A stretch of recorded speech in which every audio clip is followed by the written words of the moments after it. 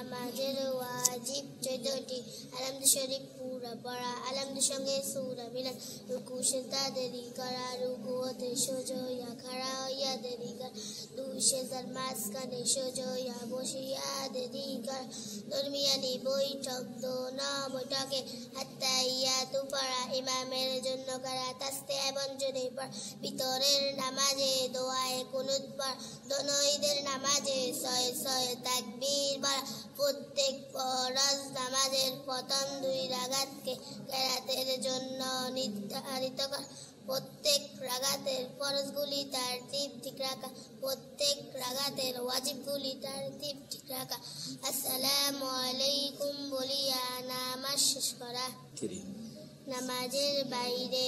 এবং ভিতরে 13 ফরজ, বাইরে 7 ফরজ, শরীর পাক কাপড় পাক, নামাজের জায়গা পাক, চত্বর ঢাকা, কাবলামুখী হওয়া, ওয়াক্ত মতো নামাজ পড়া, নামাজের নিয়ত করা।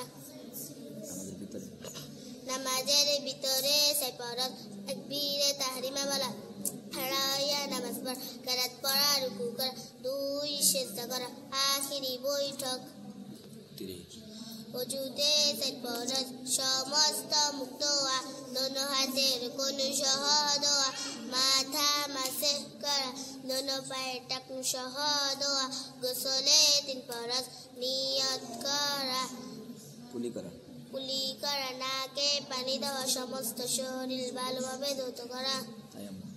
তায়াম্মুমে 3 ফরজ, নিয়ত করা, হাত মাটিতে হাত মারিয়া হাতে হাতে ঝাঁকড়া দিয়ে সমস্ত মুখ একবার মাসে করা, আবার ট্রাক মাটিতে হাত মারিয়া একটুখানি ঝাঁকড়া দিয়ে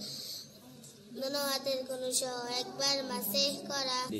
অজু ভাঙার কারণ 7টি, পায়খানা পেশাবের রাস্তা দিয়ে কোনো কিছু বাইর হওয়া, মুখ ভরিয়া বমি হওয়া, শরীরের কোনো জায়গা হইতে রক্ত পুজ বা পানি বাইর হইয়া গড়ে পড়া, চতুর্সঙ্গে রক্তের ভাগ সমান বা বেশি হওয়া, স্নিত বা কায়িত হইয়া হেলান দিয়া ঘুম যাওয়া, পাগল মাতাল ও অচেতন হইলে, নামাজে উচ্চস্বরে হাসিলে।